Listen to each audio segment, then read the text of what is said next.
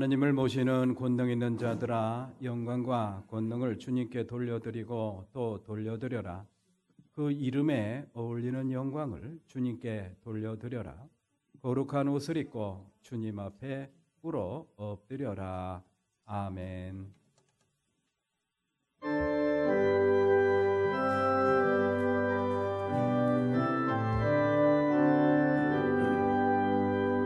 이날은 주님 정하신 참 기쁜 날일세. 온 천하 만민 주 앞에 다 찬송하여라. 주 오늘 부활하시고 사망을 이겼네. 구주를 믿는 성도들 그 복음 전하세. 만왕의 왕인 예수께 호산나 부르세. 이날에 주가 오셔서 다 구원하시니. 큰 권능 가진 구세주 살 길을 주려고 온 세상 만민 가운데 주 함께 계시네. 이날에 모인 성도들 호산나 부르세.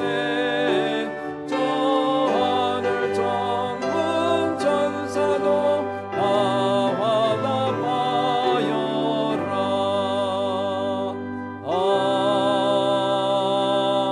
아멘.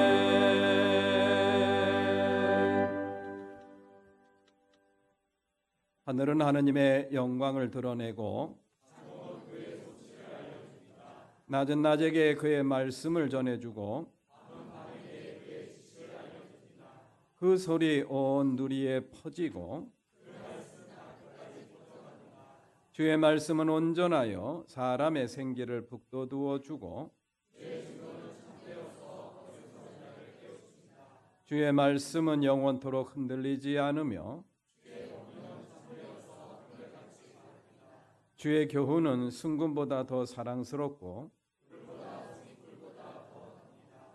아멘. 전능하사 천지를 만드신 하나님 아버지를 내가 믿사오며 그 외아들 우리 주 예수 그리스도를 믿사오니 이는 성령으로 잉태하사 동정녀 마리아에게 나시고 본디오 빌라도에게 고난을 받으사 십자가에 못 박혀 죽으시고 장사한 지 사흘 만에 죽은 자 가운데서 다시 살아나시며 하늘에 오르사 전능하신 하나님 우편에 앉아 계시다가 도리로서 산 자와 죽은 자를 심판하러 오시리라. 성령을 믿사오며 거룩한 공예와 성도가 서로 교통하는 것과 죄를 사하여 주시는 것과 몸이 다시 사는 것과 영원히 사는 것을 믿사옵나이다. 아멘. 성부 성자와 성령 영원히 영광 받으옵소서. 대초로 지금까지 독일이 영원무궁 성삼위께 영광. 아멘.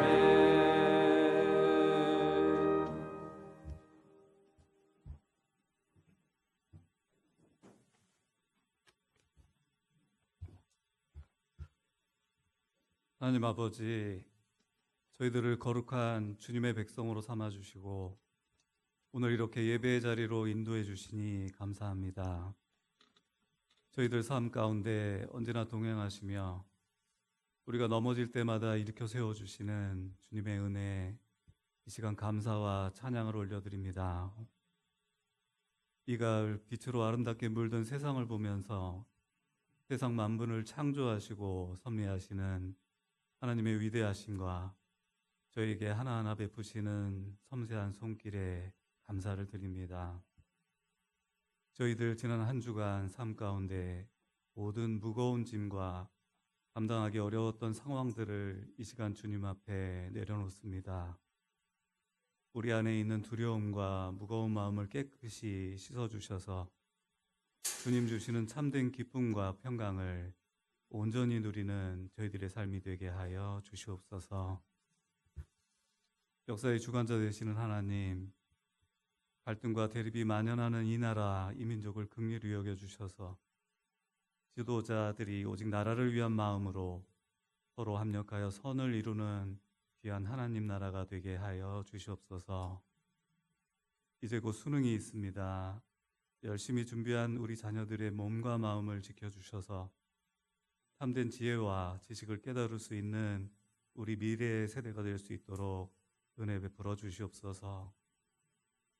사랑의 하나님, 이곳에 세우신 매운교회를 사랑해 주시고 은혜와 축복의 통로로 사용해 주심을 감사합니다. 담임 목사님, 목회의 여정 가운데 지치거나 낙심하지 않도록 힘과 용기를 더하여 주시고 목장의 양떼들을 온전히 주님을 향해 인도하는 선한 목자가 되게 하여 주시옵소서. 모든 성도님들 또한 서로 아끼고 사랑하는 건강한 공동체가 되게 하시고 주님 안에서 빛과 소금의 역할을 잘 감당하는 저희들 되게 하여 주시옵소서. 이 시간 담임 목사님의 귀한 말씀을 듣습니다. 주님의 말씀을 통해 우리 내면이 복음으로 채워지며 오직 하나님의 은혜로 살아감을 깨닫는 귀한 시간 되게 하옵소서. 특별히 육신의 질병과 경제적 어려움으로 또한 관계의 어려움으로 주님의 위로를 간절히 바라는 모든 이들에게 이 시간 주님께서 응답하여 주셔서 그들을 안아주시고 회복시켜 주시옵기를 간절히 기도드립니다. 오늘 예배에 주님을 높여드리는 성가대의 찬양을 기쁘게 받아주시고 교회 곳곳에서 예배를 위해 헌신하는 모든 손길들을 축복하여 주시옵소서. 우리의 참된 소망 되시는 예수님의 이름으로 기도드립니다. 아멘. 하늘에 계신 우리 아버지, 그 이름을 거룩하게 하여 주시며 그 나라를 오게 하여 주시며 그 뜻을 하늘에서 이루신 같이 땅에서도 이루어 주십시오. 오늘 우리에게 필요한 양식을 내려주시고 우리가 우리에게 죄 지은 사람을 용서하여 준 것 같이 우리의 죄를 용서하여 주시고 우리를 시험에 들지 않게 하시고 악에서 구하여 주십시오. 나라와 권세와 영광은 영원히 아버지의 것입니다. 아멘.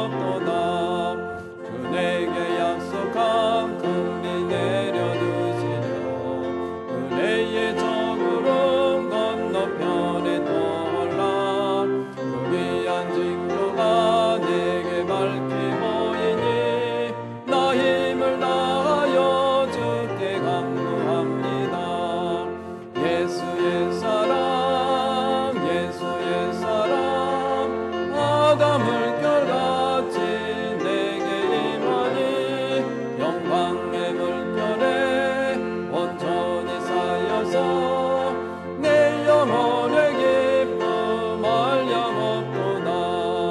은혜의 손앞이 지금 급속히 내려 구원의 큰 강물 흘러차고 넘쳐서 내 주와 모든 죄 모두 씻어버리니 나 지금 은혜를 충만하게 받았네. 예수의 사랑 예수의 사랑 바다 물결같이 내게 임하니 영광의 물결에 온전히 쌓여서 내 영혼의 기쁨 한량없도다. 그 차고 넘치는 주의 은혜의 물결 힘차게 밀려와 내게 만족합니다. 또 할렐루야로 주를 찬송하오니 내 마음의 기쁨이 항상 충만합니다. 예수의 사랑 예수의 사랑 바다 물결같이 내게 임하니 영광의 물결에 온전히 쌓여서 내 영혼의 기쁨 한량없도다. 모두 일어나셔서 요한복음 8장 12절부터 30절까지 함께 나누어 봉독합니다. 12절입니다. 예수께서 다시 그들에게 말씀하셨다. 나는 세상의 빛이다. 나를 따르는 사람은 어둠 속에 다니지 아니하고 생명의 빛을 얻을 것이다.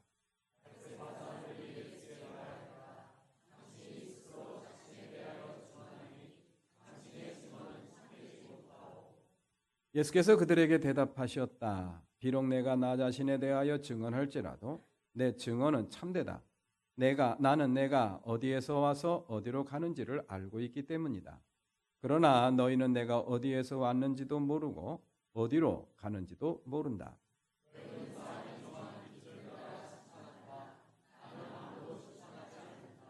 그러나 내가 심판하면 내 심판은 참되다. 그것은 내가 혼자 있는 것이 아니라 나를 보내신 아버지께서 나와 함께 하시기 때문이다.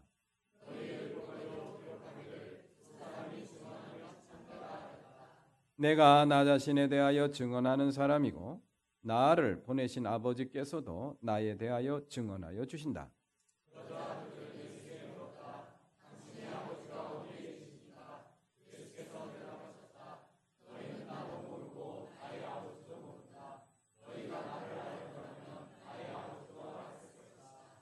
이것은 예수께서 성전에서 가르치실 때에 헌금 꾀가 있는 데서 하신 말씀이다. 그러나 그를 잡는 사람이 아무도 없었다. 그것은 아직도 그의 때가 이르지 않았기 때문이다.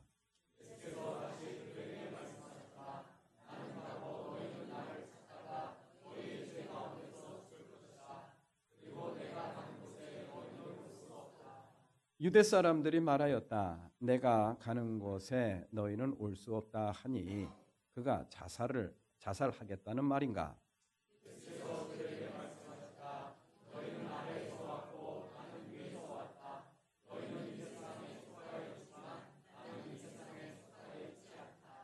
그래서 나는 너희가 너희의 죄 가운데서 죽을 것이라고 말하였다. 내가 곧 나임을 너희가 믿지 않으면 너희는 너희의 죄 가운데서 죽을 것이다.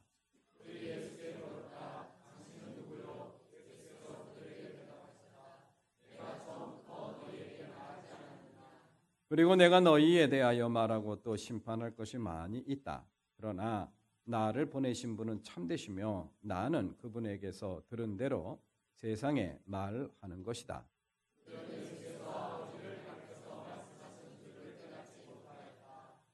그러므로 예수께서 그들에게 말씀하셨다. 너희는 인자가 높이 들려 올려질 때야 내가 곧 나라는 것과 또 내가 아무것도 내 마음대로 하지 아니하고 아버지께서 나에게 가르쳐 주신 대로 말한다는 것을 알게 될 것이다.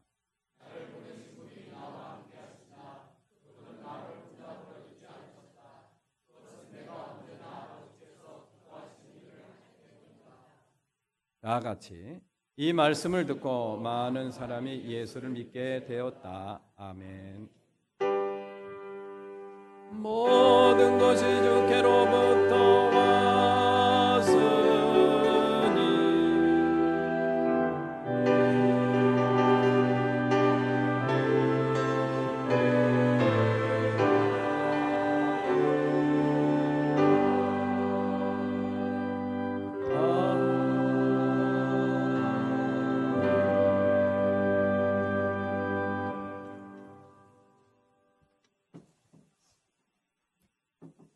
금주 묵상 말씀입니다. 나는 세상의 빛이다. 나를 따르는 사람은 어둠 속을 다니지 아니하고 생명의 빛을 얻을 것이다. 오늘 본문 말씀을 적어 드렸습니다. 세상의 빛이 되신 예수님을 따르자라는 그런 내용의 말씀 깊이 묵상하기를 바랍니다. 오늘 오후 예배는 연합속회로 드립니다. 3속, 5속 준비해 주시고요. 설교는 오병진 장로님께서 인도해 주시겠습니다. 다음 주일 오후 예배는 가을 소풍으로 대신하도록 하겠습니다. 점심 식사 마치고 함께 가도록 하겠습니다. 수원 영통 지방의 여선교회 연합회 개사회 안내입니다. 오늘 오후 4시 영통에 있는 온육교회에서 모임을 갖습니다. 가실 분들은 오후 예배 마친 뒤에 3시 20분 교회 승합 차량을 탑승하시면 함께 가실 수 있습니다. 많은 관심과 참여를 부탁드립니다. 환경부의 공지입니다. 녹색교회 청주에 있는 쌍샘교회를 이번 주 목요일 날 수능고사 보는 날이죠. 방문을 합니다. 녹색교회로서 이렇게 본을 보이고 있는 좋은 교회로 소문난 교회에 가서 이야기도 듣고 또 보고 하는 그런 기회를 갖습니다. 당일 교회에서 오전 10시에 출발합니다. 문의하실 내용이 있으면 민진영 목사님에게 문의해 주시기를 바랍니다. 신앙공동체를 위해서 제2남성교회 중식봉사해 주십니다. 전교인 설문조사지를 제가 나누어 드렸는데요. 적으신 설문지는 11월 23일까지 설문지 수집함에 넣어주시면 되겠습니다.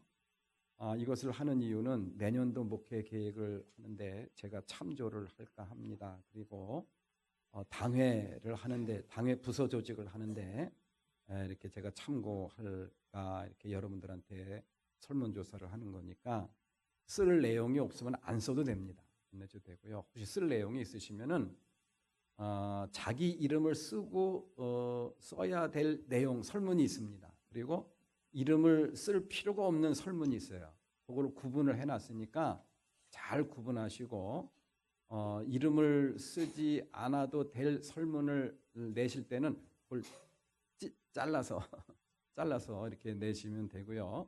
뭐 이름 뭐 써도 괜찮다라고 판단되면은 그냥 내셔도 됩니다.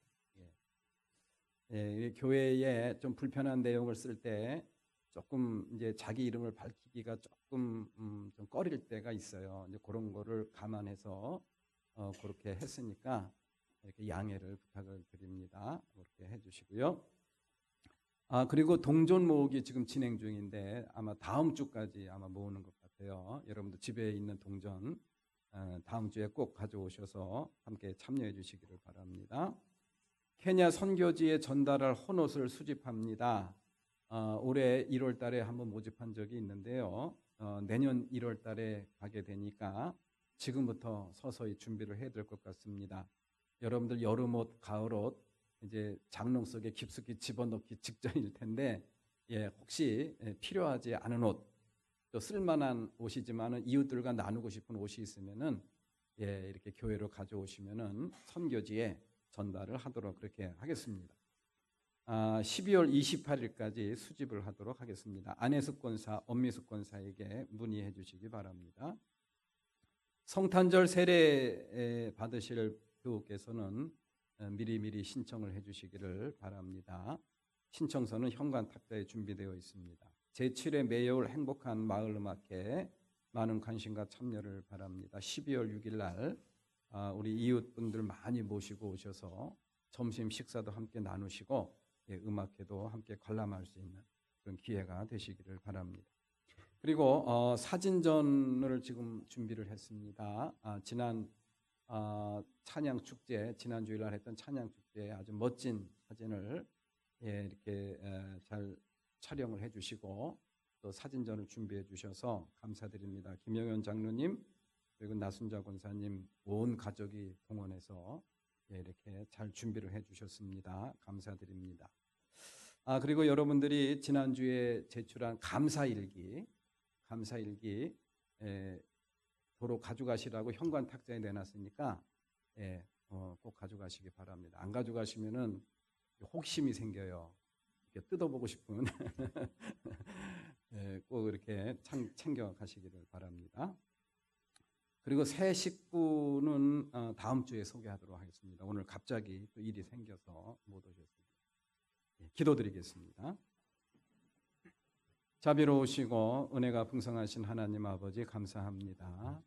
거룩하고 복된 주님의 날 저희들에게 허락해 주시고 원근 각처에 흩어져 있었던 사랑하는 권속들 한자리 모여 예배하게 하시니 감사드립니다. 이 한 시간 예배를 통해서 하나님 영광 받아주시고 예배하는 저희 모두에게 하나님의 예배하신 충만하신 은혜 내려 주시옵소서. 저희들 마음속에 있었던 어두웠던 마음들 다 내쫓아 주시고 감사하고 또 기뻐하는 그런 밝은 마음으로 채워 주시옵소서. 이 한 시간 연약한 육신 주님께서 강건한 육신으로 만들어 주시고 또 병들어 고통당하는 우리 육신 주님께서 피 묻은 손으로 어루어 만져 주셔서 치료할 수 있는 치유의 은혜를 경험할 수 있는 복된 시간이 되기를 소망합니다. 이 한 시간도 준비한 예물을 하나님 앞에 드립니다. 이 예물 우리 하나님께서 기뻐 받아주시고 이 예물을 통하여 사랑하는 이 하나님의 나라와 또 사랑하는 모든 어려운 권속들이 힘을 얻을 수 있는 그러한 예물이 되기를 소망합니다.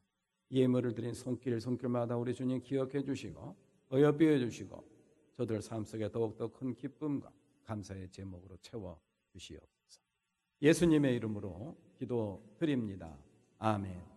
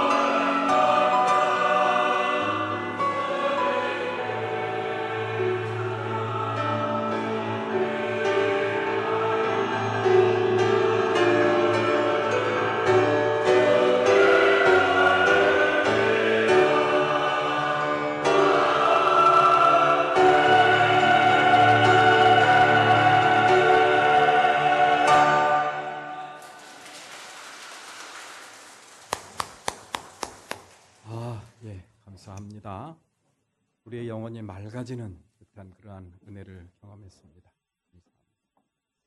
예, 오늘도 이렇게 주님을 마주하며 예배하는 우리 교우 여러분들 주님의 이름으로 환영하고 또 축복합니다. 우리 한 시간 다 같이 앞뒤 좌우를 보시면서 인사 나누시겠습니다. 사랑합니다. 그리고 축복합니다. 네.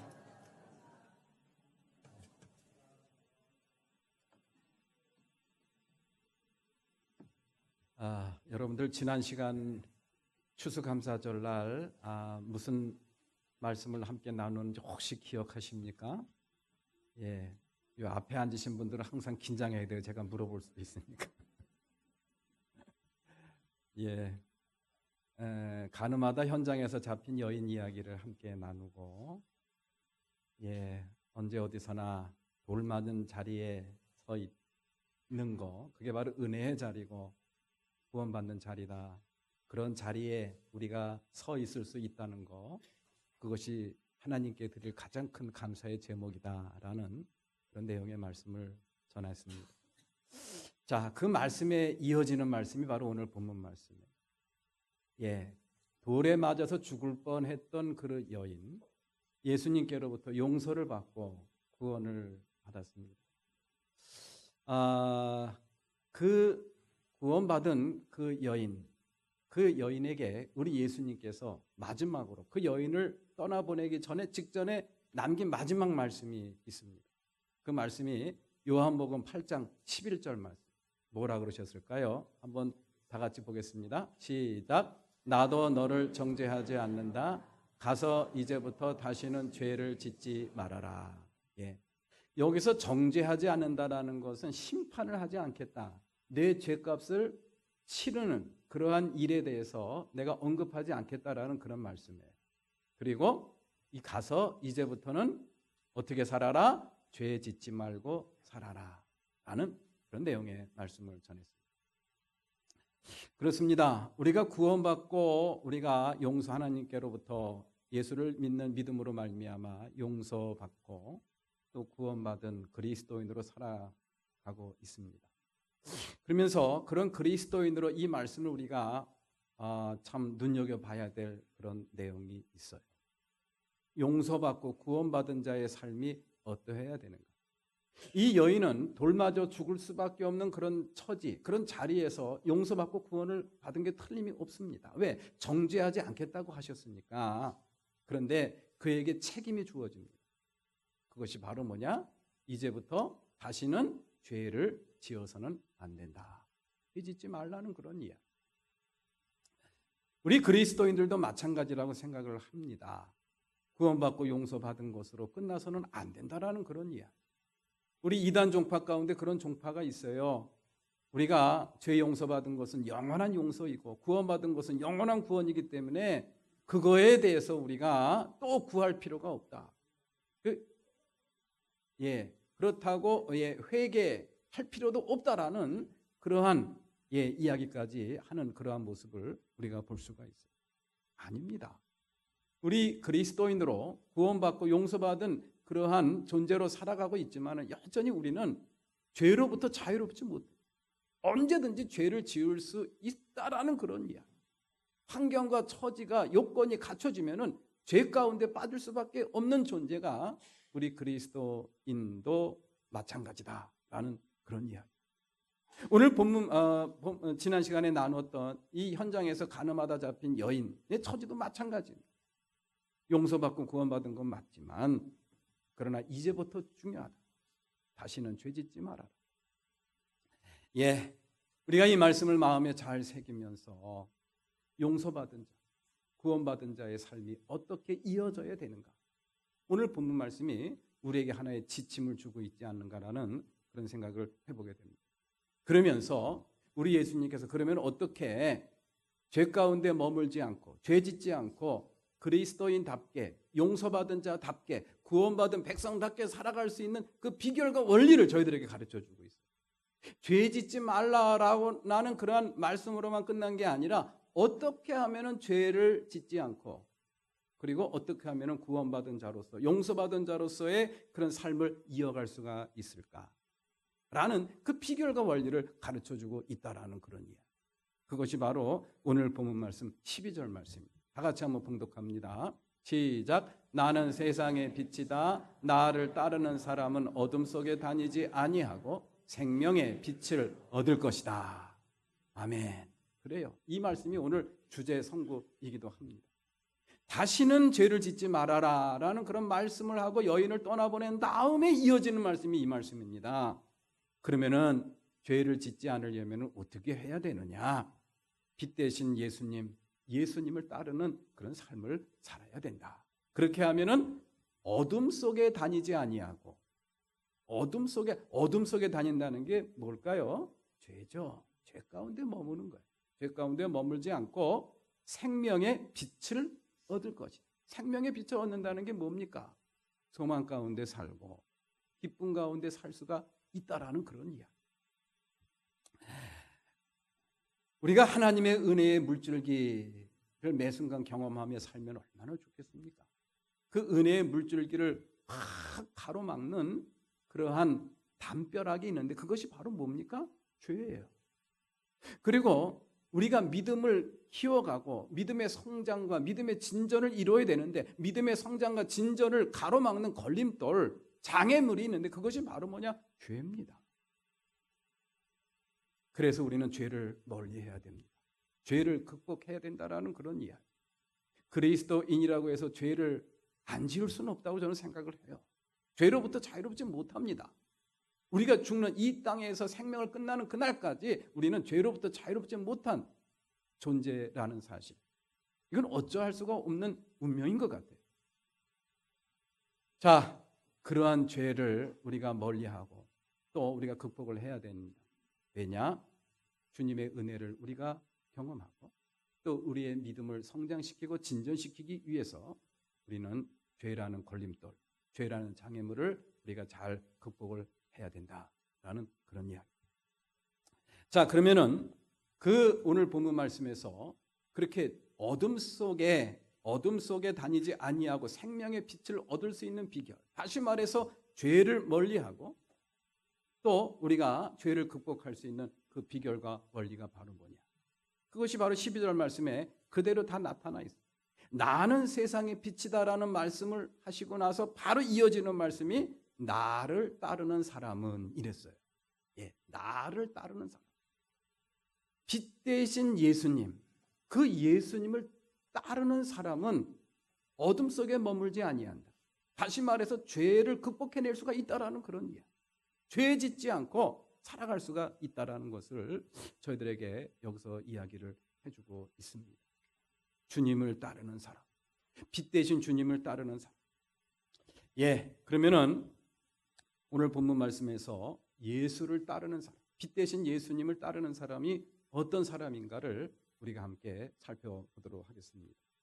빛 대신 예수님을 따르는 사람이라는 사람은 어떤 사람이냐? 빛으로 나오는 사람입니다. 빛으로 나오는 사람은 어떤 의미인가? 자기 자신을 다 주님 앞에 드러내놓고 자기 자신이 누구인가를 깨닫는 그런 사람이 되어야 된다라는 그런 이야기. 우리 사랑하는 교회 여러분들, 깜깜하고 어두운데 다니면은 굉장히 불편하죠. 예, 우리가 일상적인 삶을 이어갈 수가 없습니다. 깜깜하면. 그런 깜깜하고 어두운 데서 여러분들이 본능적으로 찾는 게 뭡니까? 빛을 찾죠. 빛이 어딨나? 빛을 찾습니다. 마찬가지입니다. 예수님께서 생명의 빛이라는 것은 우리의 일상의 삶 가운데서 어둠 속에서 빛을 찾는 심정으로, 깜깜한 어둠 속에서 빛을 찾는 심정으로 예수님을 찾아야 되고 예수님을 마주해야 된다라는 그런 이야기. 우리가 일상생활에서 그렇게 예수님을 과연 찾고 있는가? 어떤 경우는 그렇게 이렇게 자기의 자신의 어떤 삶이 고스란히 드러나는 것에 대해서 부담을 느끼고 두려움을 느끼는 그런 경우도 종종 있습니다. 그 대표적인 경우가 아담과 하와죠. 이 아담과 하와는 자신의 죄가 드러나는 것이 두려워서 하느님의 눈을 피해서 나무 사이에 숨었다라는 그런 말씀을, 창세기 말씀을 통해서 우리가 접할 수가 있죠. 그럼에도 불구하고 우리가 죄로부터 자유롭지 못한 우리가 죄를 극복해내고 죄를 이기려면, 또 해결하려면 방법이 없습니다. 빛으로 나와야 됩니다. 어둠 속에서 본능적으로 빛을 찾듯이 예수님을 찾아야 된다라는 그런 이야기. 그럼 예수님을 찾게 될 때, 그 예수님을 마주하게 될 때, 생명의 빛 대신 예수님을 마주할 때 우리에게 주어지는 그런 놀라운 은혜가 있습니다. 그 은혜가 뭘까요? 다른 게 아닙니다. 나는 죄인이구나. 나는 참으로 연약하고 부족한 사람이구나. 라는 그런 놀라운 깨달음. 이것이 바로 빛 대신 주님을 마주하는 그런 사람들에게 주어지는 하나님의 놀라운 은총이라는 사실. 이것은 성서를 통해서 저희들에게 가르쳐 주고 있죠. 베드로가 그랬습니다. 베드로가 예수님을 만났을 때 그 첫 마디가 뭐라고 그랬습니까? 누가복음 5장 8절 말씀 다 같이 봉독합니다. 시작. 주님, 나에게서 떠나 주옵소서. 나는 죄인입니다. 평생을 갈릴리 호수에서 고기만 잡던 이 어부인데 자기가 죄인인 줄 몰랐어요. 자기가 얼마나 연약한 사람인지 몰랐어요. 자신이 얼마나 정말 한계가 많은 사람인 줄을 모르고 지내다가 예수님을 딱 만나니까 그걸 깨닫게 되더라는 그런, 이거는 신비한 체험입니다. 내가 누구인가? 나의 참된 정체성, 나의 본래의 나라는 그러한 그런 정체성을, 진짜 나를 우리가 마주하고 또 그것을 정확히 알 수 있는 방법과 비결은 다른 거 없어요. 예수님을 마주해야 됩니다. 빛 가운데 모든 사물들이 다 드러나듯이, 감출 수 없듯이 예수님을 마주할 때 우리의 모든 삶 속에서 감출 수 없는 그런 자신의 모습을 발견을 하게 됩니다. 그러면서 나오는 고백이 바로 뭐냐? 나는 죄인입니다. 나를 떠나소서. 이게 바로 빛 대신 주님이 저와 여러분들에게 주시는 은총이고 선물입니다. 이러한 주님을 만나는, 매 순간 마주하는, 어둠 속에서 본능적으로 빛을 찾는 심정으로 주님을 마주하는 그런 삶을 살아야 된다라는 그런 이야기. 예수님을 매 순간 마주하면서 내가 누구인가를 깨달아야 됩니다. 내가 얼마나 부족하고 연약한 존재인가를 깨달아야 돼요. 그래야 우리가 주님을 따를 수가 있죠. 내가 모든 것을 다 알고 있고 내가 모든 것을 다 할 수 있고 지금도 충분히 내가 즐기고 내가 모든 것을 누릴 수가 있는 그런 충분한 조건이 형성이 됐는데 더 이상 주님이 필요하지 않은 사람들에게는 주님을 따를 수 있는 동기가 부여가 되지 않습니다. 주님을 뭐하러 따릅니까? 내 마음대로 살면 되는 거예요. 그런 사람들은 주님을 따를 수가 없어요. 예. 그래서 우리는 빛 대신 주님 앞에 나와야 됩니다. 그리고 자신의 마음의 문을 활짝 열고 자기가 얼마나 연약하고 부족한 존재인가를 매 순간 깨달아야 돼요. 그것은 바로 주님을 마주할 때만 가능하다는 사실. 그래서 우리 주님을 그냥 빛이라고 하지 않고 무슨 빛이라고 했습니까? 생명의 빛이다. 나를 구원하는 빛이시다. 어둠 속에서 본능적으로 빛을 찾는 심정으로 매 순간 주님을 찾고 그 빛으로 나아가는 저와 여러분들의 삶이 되시기를 주님의 이름으로 기원합니다. 그래야 우리가 죄를 이길 수가 있대요. 죄 가운데 머물지 않을 수가 있다라는 그런 이야기. 자, 그런데 이 바리새인과 율법 학자들 그리고 제사장, 서기관 이런 사람들은 그러한 주님이 주시는 그런 놀라운 은총을 누리지를 못합니다. 현장에서 가늠하다 잡힌 여인을 돌로 심판하고 돌로 죽이려고 돌을 들고 있었던 사람들. 이 사람들이 왜 그런 주님을 마주하고서도 왜 그런 은혜를 누리지를 못하는가? 왜 내가 누구인지를 깨닫지를 못하는가? 그래서 예수님께서 그 말씀하셨잖아요. 너희들 가운데서 죄 없는 자가 먼저 돌로 치라. 그랬더니 그것이 그 말씀에 확 가슴이 찔려가지고 돌을 들고 있던 손에 들고 있던 돌을 탁 내려놓고 집으로 돌아갔다 그랬잖아요. 예수님께서 그것을 가르쳐 준 거예요.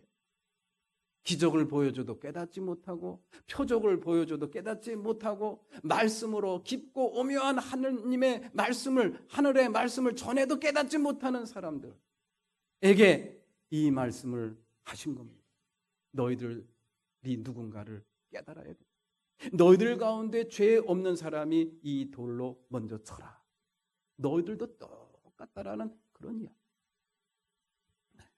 우리가 이 땅에 살면서 온전한 믿음을 갖고 죄를 극복하고 이길 수 있으려면은 정확하게 내가 어떤 존재인지를 정말 깨달아야 돼. 그것은 빛 대신 주님 앞에 나아갈 때만 가능하다라는 사실. 그것이 바로 예수님을 따르는 그런 사람의 삶이라는 그런 이야기. 그런데 이 바리새인들과 율법학자들, 이 유대교 지도자들은 그거를 못했어요. 그걸 못했습니다. 그걸 못한 이유가 바로 뭐냐? 그것을 오늘 본문 말씀에서 예수님이 이렇게 지적을 해주고 있어요. 15절 말씀입니다. 15절 말씀 다 같이 시작. 너희는 사람이 정한 기준을 따라 심판한다. 나는 아무도 심판하지 않는다. 사람이 정한 기준을 따라 심판한다. 이 바리새인들과 서기관 유대교 지도자들이 예수를 믿지 못하고 이렇게 예수를 미워하고 또 예수를 잡아 죽이려고 했던 그 이유 중 그 배경이 바로 뭐냐? 바로 이거예요. 인간이 정한 기준에 따라서 그들은 판단하고 심판을 하는 사람들이었다라는 그런 이야기. 지난 시간에도 말씀을 드렸지만 이 바리새인들, 이 율법학자들 대단한 사람들입니다. 창세기, 출애굽기, 레위기, 민수기, 신명기 다 외울 줄 아는 사람이에요. 입에다가 하느님을 달고 다니는 사람들입니다. 그런데 그들의 그러한 머릿속에는 그런 하나님의 말씀이 잔뜩 들어가 있었지만은 그들의 삶 속에서는 하나님의 마음과 하나님의 뜻이 하나도 드러나 있질 않습니다. 하나님의 말씀과 율법은 하나의 자기의 기득권을 유지하는 하나의 수단이 될 뿐입니다. 그것 갖고 권력을 누리고 그것 갖고 명예를 유지하는 하나의 수단이 되었다라는 그런 이야기. 그러다 보니 하나님의 뜻과 하나님의 마음은 하나도 헤아리지 않습니다. 그래서 그들 삶 속에는 인간이 정한 기준만이 존재하고 그것으로 사람을 바라보니 정죄하고 심판하고 또 비판하는 그런 자리에만 서게 되더라는 그런 이야기. 불쌍히 여기고 자비를 베풀고 긍휼히 여길 줄 아는 그런 마음이 하나도 존재하지 않더라는 그런 이야기. 하나님의 뜻과 하나님의 마음과 전혀 다른 방향으로 나가더라는 그런 이야기. 인간이 정한 기준. 오늘날 우리 그리스도인들 가운데도 인간이 정한 기준에 따라 신앙생활을 하는 경우가 참 많습니다. 예수는 믿지만 교회는 다니지만 예배는 잘 드리지만 그의 실생활의 삶 속에서의 모든 판단과 모든 기준은 내 마음이에요. 내 마음. 내 마음대로 하는 거예요. 예수를 믿지만 교회는 오랫동안 다녔지만 그 사람의 실생활에서 나타나는 모든 삶의 기준과 판단의 근거는 내 마음이에요. 내 마음. 내가 하고 싶은 대로, 내 뜻대로, 내 좋은 대로, 내 기분대로 하는 거예요. 그게 바로 뭡니까? 인간이 정한 기준에 따라 심판하는 율법과 바리새인들, 유대교 지도자들의 모습이 아니겠습니까? 그렇게 신앙생활하면 안 됩니다. 그렇게 신앙생활을 하는 사람들의 그러한 결과는 어떻게 나타나는가? 끔찍합니다.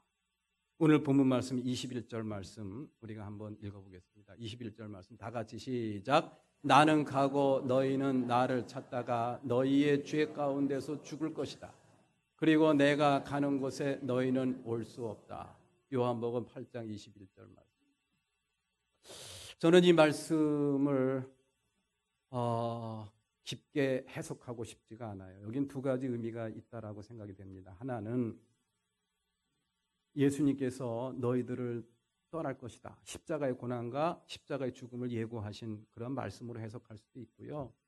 그리고 이렇게 정말 인간이 정한 그런 기준에 따라 심판하고 판단하는 제멋대로 사는 하나님을 입에 오르긴 하지만은 제멋대로 사는 이러한 거짓 신앙인들을 향한 경고의 말씀. 내가 가는 곳에 너희는 올 수 없다. 구원받지 못한다라는 그런 말씀이기도 합니다. 이것이 맞다, 저것이 틀리다라고 저는 여기서 판단하고 싶지가 않아요. 너무 무섭습니다. 엄청난 경고의 말씀이기도 합니다. 이거는 여러분들이 각자 하나님이 주시는 은혜대로 판단을 하셨으면 참 좋겠어요. 여기서 참 눈에 띄는 것이 바로 뭐냐? 죄 가운데서 죽는다라는 그런 경고의 말씀입니다. 죄 가운데. 그런 식으로 살다가는 죄 가운데서 죽는 끔찍한 결과를 맞이하게 될 것이다 라는 그런 이야기. 죄 가운데서 죽는다는 것은 무엇을 의미하는 것이냐? 도덕적인 죄를 의미하는 것은 저는 아니라고 분명히 믿습니다. 예수 그리스도를 믿지 않음으로 인해서 하나님의 은총을 입지 못하는 그런 사람으로 죽을 수밖에 없다라는 그런 이야기. 예수 그리스도의 은총, 하나님의 은총이 단절된 곳이 바로 지옥입니다. 죽은 거지 나사로 이야기를 보면 그런 이야기가 잘 나타나고 있는 것을 우리는 볼 수가 있죠. 예, 지옥 또 천국 보통 그렇게 성경에서 저희들에게 이야기를 하고 있습니다만은 그곳이 어떤 곳이냐를 구체적으로 설명을 하고 있기도 합니다. 하나님의 나라, 천국은 어떤 곳이고 또 지옥은 어떤 곳이다라고 이야기하고 있지만 그곳에 대한 설명은 모릅니다. 아무도 경험을 해보지 못했어요. 그런데 분명한 것은 있어요. 하나님의 은총이 단절된 곳. 그것이 바로 지옥입니다. 죄 가운데 죽는다는 것이 바로 그런 의미가 아닐까라는 그런 생각을 해보게 돼요. 하나님의 은총이 단절된 그런 죽음을 맞이할 수도 있다. 이 세상에는 크게 두 종류의 사람들의 인생이 있는 것 같습니다. 죄 가운데 죽는 사람들이 있고 주 안에서 죽는 사람들이 있는 것 같습니다. 죄 가운데서 죽는 사람들 그런 보통 그렇게 이야기를 합니다. 그냥 이 땅에서 편안하게 건강하게 오래 부귀 영화를 누리면서 명예와 권력을 누리면서 그렇게 살다가 죽는 것을 보통 복이라고 생각을 많이 합니다.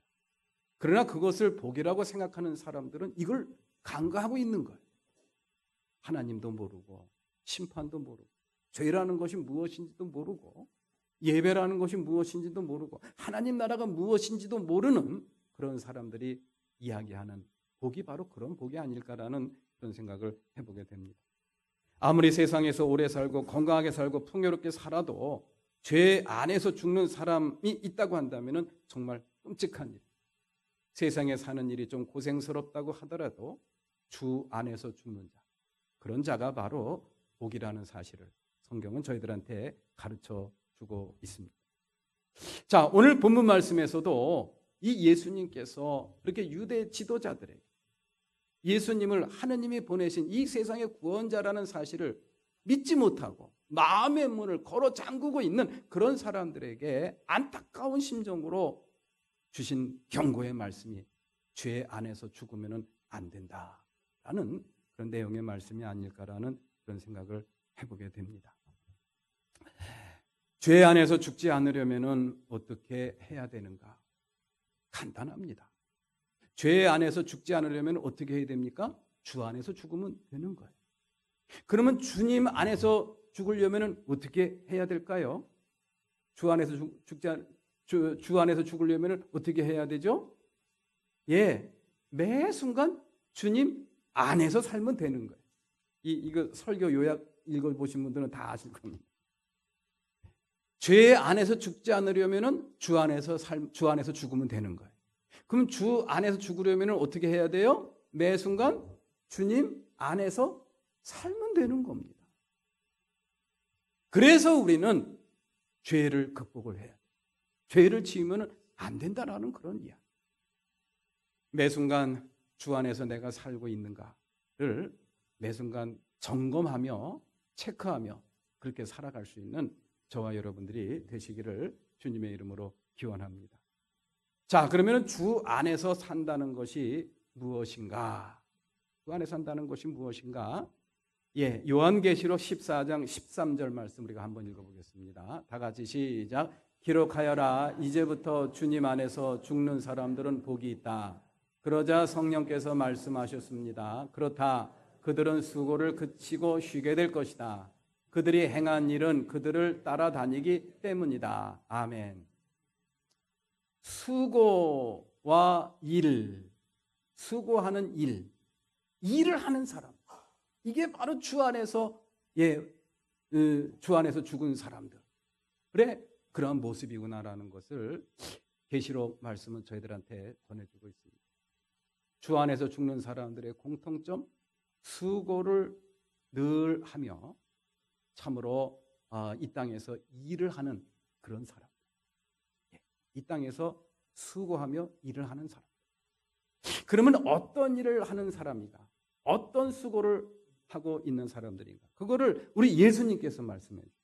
오늘 본문 말씀 29절 말씀입니다. 다 같이 29절 시작. 나를 보내신 분이 나와 함께 하신다. 그분은 나를 혼자 버려두지 않으셨다. 그것은 내가 언제나 아버지께서 기뻐하시는 일을 하기 때문이다. 아멘. 아, 그렇구나. 하나님께서 기뻐하시는 일, 매 순간 하나님께서 기뻐하시는 일을 하는 그 사람, 그 사람이 바로 주 안에서 사는 사람이고, 그렇게 주 안에서 사는 사람이 주 안에서 죽는 사람이구나. 그런 사람들이 죄 가운데 죽지 않고 어떻게 살아요? 주님을 따르는 사람이구나.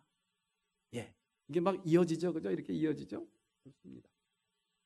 지금이라고 하는 이 순간에, 오늘이라고 하는 이 날에 주님이 기뻐하시는 자리, 주님이 기뻐하시는 일에 수고를 아끼지 않는 그런 삶의 모습, 그거를 저와 여러분들 삶 가운데 보여질 수 있기를 주님의 이름으로 기원합니다. 다시 말해서 주님과 친밀한 관계를 맺고 살자라는 그런 일, 주님의 일을 기뻐하는, 주님께서 기뻐하신 일을 매 순간 행하는 사람이 주님과 친하게 지내는 사람 아니겠습니까? 나의 삶의 자리가 그런 자리가 아닌가. 입술로만 주여 주여 하지 마십시오. 내가 몇십 년 동안 내가 예수 믿었다는 거 자랑하지 마십시오. 가장 중요한 것은 지금이라고 하는 이 자리예요. 이 자리, 이 순간에 내가 주님이 기뻐하시는 자리에 내가 있는가? 주님이 기뻐하시는 일을 하고 있는가? 그거 잊어버리면은 나도 모르는 사이에 율법주의자가 됩니다. 문자주의자가 됩니다. 나 구원받았어. 나 목사야. 나 장로야. 목사하고 장로가 구원받는 조건이 되는 게 아닙니다. 매 순간 주 안에서 주님께서 기뻐하시는 자리를 지키고 주님이 기뻐하시는 일을 행하신 저와 여러분들이 되시기를 기원합니다. 오래전에 봤던 영화입니다. 밀양이라는 영화. 혹시 보신 분, 내가 언젠가 말씀드린 기억도 납니다만은 그 영화 잊어먹지 않는 그러한 장면이 있어요. 이 전도연이라는 배우가 나왔는데 그 남편하고 사별을 하고 어린 아기를 데리고 밀양으로 이사를 내려와요. 이제 먹고 살기 힘드니까 이제 시골 도시로 내려왔겠죠. 이제 그곳에서 그 아이가 유괴를 당합니다. 정말 그 아이 하나만 믿고 사는 그런 사람인데 그 아이를 누가 유괴를 해가요. 그런데 나중에 그 아이가 죽은 시체로 발견이 됩니다. 저수지에서. 하늘이 무너지는 경험을 합니다. 나중에 그 범인을 잡았어요. 범인을 잡았습니다. 그래서 범인은 감옥에 들어가서 이제 징역살이를 합니다. 그러다가 이 전도연이가 막 마음 둘 곳을 찾지 못하다가 교회를 간 거예요. 교회를 가서 은혜를 받습니다. 은혜를 받고 마음에 다짐을 해요. 그래, 우리 아들은 세상을 떠났고 우리 아들을 죽인 그 유괴범 내가 용서해야 되겠다. 그 사람도 괴롭지만 그 사람을 용서하지 않는 자기 자신도 너무 괴로운 거예요. 내가 주님께로부터 정말 용서받지 못할 죄를 다 용서받고 구원받았으니 나도 우리 아들을 죽인 그 범인을 찾아가서 용서를 해야 되겠다. 잘한 거죠, 그죠? 주님이 주신 마음이 맞습니다. 어떻게 자기 아들을 죽인, 아무 죄 없는 자기 아들을 죽인 범인을 어떻게 용서할 수가 있어요? 이게 제정신으로 하는 건 아닙니다. 주님이 주신 마음인 줄로 저는 믿습니다. 마음을 탁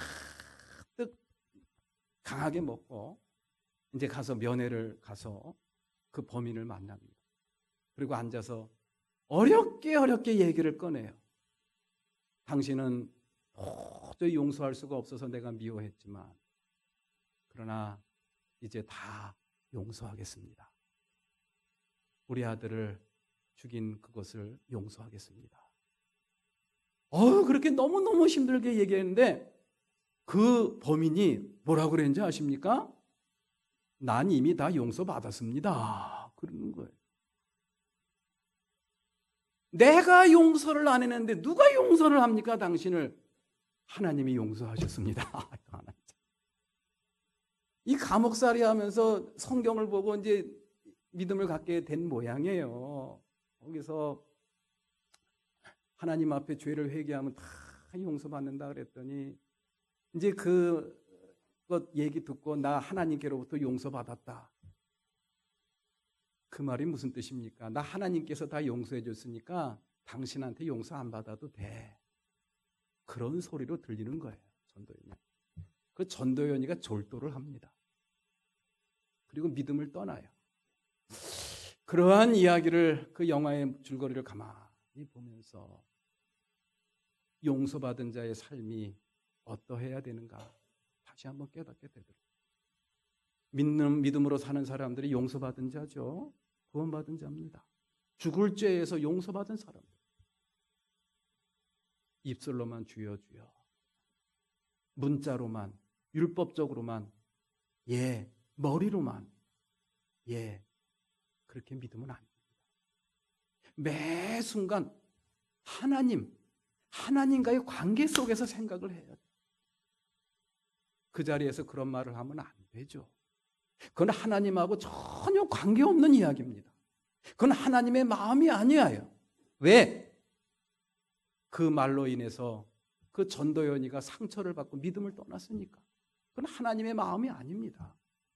하나님의 마음을 헤아려요.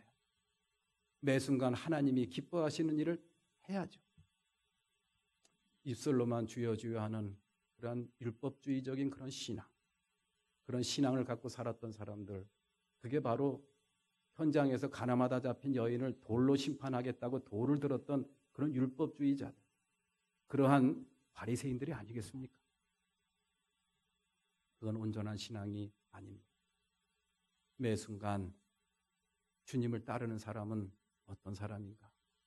주님이 기뻐하시는 자리를 지키는 사람, 주님이 기뻐하시는 일을 하는 사람, 주님이 기뻐하시는 일에 헌신하고 수고를 아끼지 않은 사람. 매 순간 나를 향하신 주님의 마음이 어떤 마음인가? 나를 향하신 주님의 뜻이 무엇인가? 그것을 깊이 성찰하고 묵상하면서 그것을 하는 것, 그것이 바로 주님이 기뻐하시는 일이요, 주님이 기뻐하시는 헌신인 줄로 믿습니다. 그러한 삶 속에서 살아가는 사람이 누구를 따르는 사람? 주님을 따르는 사람. 그런 주님을 따르는 사람이 어둠 속에 머물지 않는다고 했습니다. 죄를 이길 수 있다고 했습니다. 이러한 주님이 주시는 은총 가운데 주님의 은총을 매 순간 누리며 주님 안에서 살아가는 저와 여러분들이 되시기를 주님의 이름으로 기원합니다. 다 같이 일어나서 찬양하시겠습니다.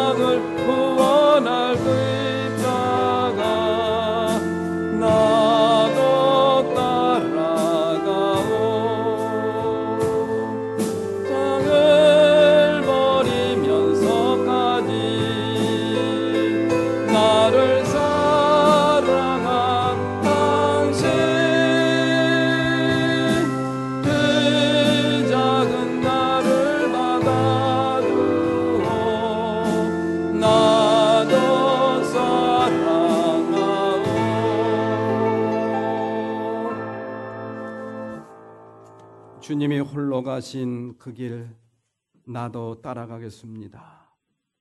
험한 산도 괜찮고 바다 끝이라도 괜찮습니다. 세상이 날 미워해도 괜찮습니다. 우리를 위하여 모든 물과 피를 흘리신 우리 주님 그 길을 따라 나도 가겠습니다. 이 거룩한 다짐을 마음속에 하고 힘있게 주님을 찬양하는 주님의 귀한 권속들 이 시간 축복하옵소서. 이제는 우리 주 예수 그리스도의 은혜와 하나님 아버지의 크신 사랑과 성령님의 감화 감동 역사 내주하심이 오늘 주님을 마주하며 온전한 예배로 영광 돌리고 마음에 거룩하고 참으로 고귀한 다짐을 하고 세상을 향해 나아가는 주님의 귀한 권속들 머리고 저들의 가정 위에 저들의 기업과 직장과 사업 학업 위에 지금부터 영원토록 함께 하시옵기만을 간절히 축원하옵나이다. 아멘.